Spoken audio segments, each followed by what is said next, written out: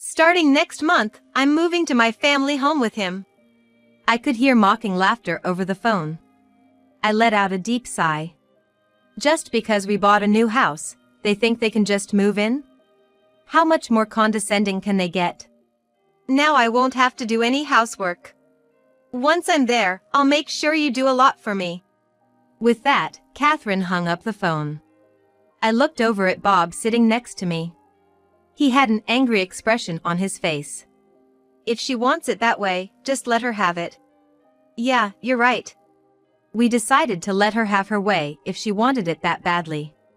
On the moving day, I was enjoying a rare date with Bob. Checking my cell, Catherine had called me like the devil 27 times. Oh, she must have found out. With that thought, I smirked and Bob noticed and smiled back. Then, right on cue, the phone rang and I answered. Hey! What the hell is this? Hearing her panicked voice, we both laughed out loud. My name is Nancy Smith, a 49-year-old working mom. I have a daughter named Emily. Soon after Emily was born, I found out my husband at the time was cheating, and we divorced. Since then, I've been working hard to raise Emily by myself as a single mother. You're doing great at work. But don't push yourself too hard. That's when Bob, my coworker, reached out to me. He always helped me with my work and brought me things like coffee. He was always considerate and looking out for me. Why are you so kind to me? Well, to be honest, I'm in the same boat with you. It turns out, he's also a single father raising a daughter. Moreover, he too had been cheated on by his wife, who ended up leaving their daughter behind when she left. Seeing our similar circumstances, he took special care of me. Realizing we were both in the same situation brought us closer in no time. I'm Catherine Smith. Nice to meet you. I'm Emily. Emily, you're adorable. When we introduced our kids, they instantly became friends. At the time, Catherine, who was 9, kept saying how cute 5-year-old Emily was, and Emily looked up to Catherine. Catherine keeps saying she wants to live with her new sister and a new mom soon. Wait, does that mean? Yes. Will you marry me? With a little push from our kids, we got remarried. The two girls became as close as real sisters, and we believed we were building a warm and loving home. At least, that's what I believed. Our family was harmonious at first. However, things started to strain when Catherine entered middle school. The once kind Catherine started to live recklessly. She would hang out without studying. Despite being in middle school, there were times she would come home later than us after work. Catherine, where have you been? None of your business. No matter how many times we asked or scolded, nothing changed, and she stubbornly refused to tell us where she went. Moreover, she began to blatantly disregard Emily. You'll probably fail your exams and lead a miserable life. After all, you're her daughter. Catherine, what are you saying? To make matters worse, Catherine began stealing Emily's belongings. Among them was a cherished pendant Emily received from my late mother, and I reprimanded Catherine. I just borrowed it. It's probably cheap anyway. Catherine, listen. You're not even my real mom. Those words pierced me to the core. Catherine, enough is enough. Instead of me, Bob reprimanded Catherine. Even after that, Catherine kept on harassing Emily, but Emily seemed unfazed. I have things I want to achieve, so I'm prioritizing my studies right now. I don't let what Catherine does bother me too much. Emily began to have dreams and started to study hard. Being a girl who didn't get too attached to material things, she seemed okay even when Catherine took her belongings. Sure, when the pendant was taken, Emily looked like she was about to cry, but she forgave Catherine once it was returned. That being said, it felt like it was only a matter of time before the two clashed. Bob and I were at a loss, not knowing how to navigate this precarious situation. I wonder if I did something wrong. Even if it's her rebellious phase, did I upset her somehow? No, Nancy, you've done nothing wrong. In fact, I'm grateful to you. You treat Catherine just like you treat Emily. So, don't worry about it. We talked almost every night, but Catherine's attitude remained unchanged. We didn't want to think our remarriage had been too early. We constantly racked our brains, trying to figure out a solution. Unbeknownst to us, our daughter was watching our struggles. Time passed, and while Catherine continued her carefree college life, Emily, now in high school, juggled work and studies, considering her job as another form of education. Although the two sisters were polar opposites, Bob and I treated them equally. I always treated Catherine as my own daughter, but she remained cold towards me. Catherine, how's college going? It's none of your business. Don't act all chummy. Just give me money. We did allow Catherine to live on her own near her college. But she frequently came home, always demanding money whenever she did. Lately, there were rumors that she was seeing multiple men. What are you doing? One day, I heard Emily shout. Emily, who rarely raised her voice, made me rush over in concern. What happened? There stood Emily, clutching her bank card, and Catherine with an annoyed look. Catherine tried to steal my bank card. Apparently, when Emily came home from her job, Catherine was in Emily's room with a bank card that was supposed to be locked in a drawer. She immediately raised her voice and took back her bank card. That was the earnings Emily had deposited in the bank for her future. The fact that Catherine tried to take such money is what angered Emily and caused her to shout. Catherine, do you realize what you've done? Quit acting like you're my mom. Who do you think you are? A voice I had never heard before, deep and furious. I turned to see Bob, his face red with anger. Get out. Dad. I'll pay for your living expenses and college tuition. But never show your face here again. Upon hearing Bob's words, Catherine left. Afterward, she dropped out of college and disappeared. This incident deeply saddened Bob. I might have been too harsh. I was already feeling guilty for the trouble she caused Nancy and Emily, but the thought of her trying to steal money made me lose my temper. It's okay. She's strong and can survive anywhere. I believe that. I said, trying to comfort him, but I too was worried. I just prayed that she was okay. All I could do was pray for her well-being and tried to comfort Bob. Years later, Emily became independent, and Bob and I were enjoying our life together. Hey, Nancy. About that idea we discussed. Yeah, I think it's a good idea. At that time, we were planning to buy a new house. We had been living in Bob's family home, which was quite old and inconvenient. Though it was close to the elementary school Emily attended, it was far from the train station, and we needed a car to go to the supermarket. So, we decided to buy a new place. While looking at potential houses. Wait, aren't you the woman who acts like my mom? Huh? No way, Catherine! We ran into Catherine. She had dyed her hair bright red and was wearing heavy makeup. She was decked out in flashy jewelry, giving a blinging impression. However, the clothes she wore had good taste and suited her. Next to her was a man, laughing with a carefree attitude. What? You know Catherine? Yeah, I told you, didn't I? About the lady who acts like she's my mom without being related by blood. At Catherine's explanation, the man showed an unpleasant smirk. I couldn't help but frown. Either not noticing or not caring about my discomfort, the two flashed mocking smiles our way. Oh, this is my boyfriend, Jacob. Hey there. Yeah. I responded curtly, almost involuntarily. I heard Jacob mutter under his breath, she's uptight. Must be because she's an old lady. You just came out of the real estate office, right? Yes. Good to see you're doing well. Sorry, I'm in a hurry. Saying that, I chose to distance myself from Catherine and her boyfriend. Feeling the weight of Catherine's intense gaze on my back as I walked away. A few days after that encounter, we finally purchased our new home. It was closer to work and within walking distance to the supermarket. We were excitedly preparing for the move. Then, I got a call from Catherine. It's been a while. I heard you bought a new house. You're getting ahead of yourself, aren't ya? Catherine rambled on, dominating the conversation. Feeling Bob's gaze on me, I put her on speakerphone. After listening to her for a while, she suddenly burst into laughter and said something unexpected. Next month, Jacob and I are gonna move into the family home. Her laughter over the phone sounded mocking.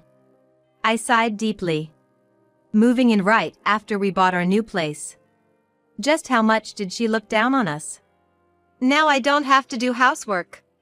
When I get there, I'm gonna make you work hard. With that, Catherine hung up. I glanced over at Bob sitting beside me. He had a furious look on his face. If she wants it that way, let her have it. Yeah, you're right.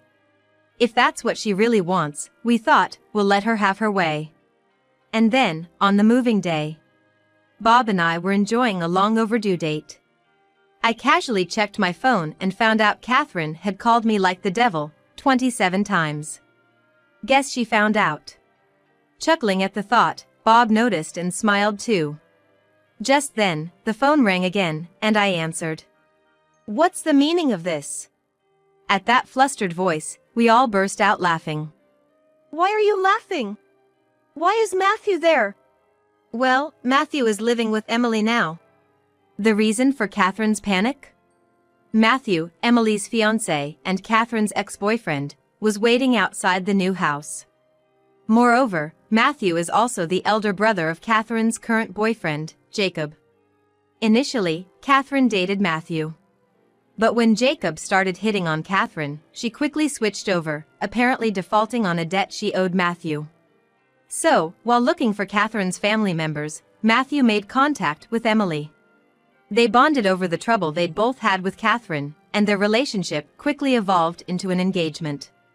This time, since my parents, who always side with my younger brother and criticize me, tell me things like you're so narrow-minded or you're the older brother, you should give in, I would rather be with Emily's family than my family. So, with the intent of a fresh start, he's planning to become a part of Emily's family. When he came over to give his greetings and the topic of the new house came up, Emily and Matthew offered to cover half the costs if we'd allow them to live with us, and we agreed. With their financial contribution, we were able to buy a two-family home. Just after that, Catherine called, so we informed Emily and Matthew. And that's why they were there waiting. Hello? Mom? Then I heard Emily's voice coming from Catherine's end of the line. Apparently, Matthew quickly caught Jacob, but Catherine was trying to run and contact me when she was caught by Emily. We're fine over here. Enjoy your date with Dad. Yes, thank you. Hey! If you're a mother, help me! Just as I was about to hang up, I heard Catherine yelling. I let out a sigh. Why not ask your real mom instead of this pretend mom act? What? And then, I decisively ended the call. In truth, Catherine's attitude was a result of her mother's influence. Catherine's mother, Bob's ex-wife, had reached out to her when she was in middle school. It seems she was told a made-up story there. She was told things like, she stole Bob from me, and Emily was conceived when Bob and Nancy had an affair. Bob hadn't shared the true reason for their divorce with Catherine, saying she was too young to understand. So, believing her biological mother's words, Catherine began to despise us. Even if she was deceived by her real mother, it doesn't mean we should forgive her. Yeah, that's right. Helping her here won't be for her benefit. Besides, Emily told us to enjoy ourselves. Right. Let's enjoy a bit more. By the way, we're on a vacation. When we remarried, due to work being so busy and the challenge of traveling with two kids who weren't quite settled yet, we never went on a honeymoon. That's why Emily gifted us this trip. We planned to thoroughly enjoy our time together and then head back to our new home. Even though I was a bit concerned about Catherine, I decided to prioritize our vacation. Welcome back, both of you. Welcome home, Bob and Nancy. We're back. Thanks for taking care of things while we were away. Upon returning from our trip, we were greeted by Emily and Matthew. Catherine and Jacob were nowhere in sight. What happened to those two? Oh, we sent them off. Apparently, Catherine and Jacob were placed in live-in job positions. Catherine was sent to a ranch owned by one of Emily's acquaintances, and Jacob to a factory owned by one of their relatives. That relative apparently didn't think too highly of families that favored Jacob, but they gladly agreed to take him in this time. He told me he's gonna whip some sense into him, Matthew said with a bright smile. I couldn't help but laugh along, seeing his reaction. Why did you send Catherine to a ranch? Well, she always used to say she'd never want to work on a farm, sweating in overalls and dealing with cows. So, I thought I'd let her experience just how wonderful that kind of job can be. That ranch, it turns out, belongs to Emily's old part-time work buddy's family. Back in the day, Catherine would deliberately come to their workplace just to tease Emily and even bother her coworkers. As a kind of payback, she got dumped at the ranch. The family of Emily's old coworker is well aware of what Catherine has been up to, so they're keeping a close eye on her and making sure she works hard. We also made sure to punish the root of the problem. The problem, Matthew's family, ran a business and was fairly wealthy. However, apparently, Matthew spread the word about the recent events to various companies and neighbors, causing their reputation in the community to plummet quickly. As a result, their business started failing, forcing a change in leadership. Pressured, his parents apparently fled in the night. On the other hand, Catherine's mother lost her source of income and was pursued by debt collectors, eventually going missing. As a result, Catherine was completely abandoned. Bob and I heard this story while the four of us were having tea. Oh, right. We got some souvenirs. We got something separate for the office, so you guys should enjoy these. Awesome. Thank you. As soon as we brought out the souvenirs, their faces lit up in joy. Seeing their reactions, Bob and I exchanged glances and laughed, thinking how they were becoming quite the pair. How's the business going? It's going well. We're all set to welcome both of you. Actually, right after graduating from college, Emily and Matthew became co-founders and started their own company. Starting a business had been Emily's dream for a long time, and she had been saving up for it. When she began dating Matthew, who also wanted to start a similar company, they decided to venture together. And now, Bob and I have been recruited to start working there next week. I intend to fully utilize all the experience I've gained over the years. A little while after the company settled down, Emily and Matthew decided to get married. Congratulations, Emily. Emily, you look stunning. Thanks, both of you. On the wedding day, most of the invited guests were familiar with the couple's struggles, and everyone was showering them with blessings. Among them were the old co-workers and their families from Emily's part-time job. Isn't it getting noisy? Oh dear, I wonder what's happening. In the midst of this festive atmosphere, I noticed a commotion near the entrance. As Bob and I approached, Bring out those two!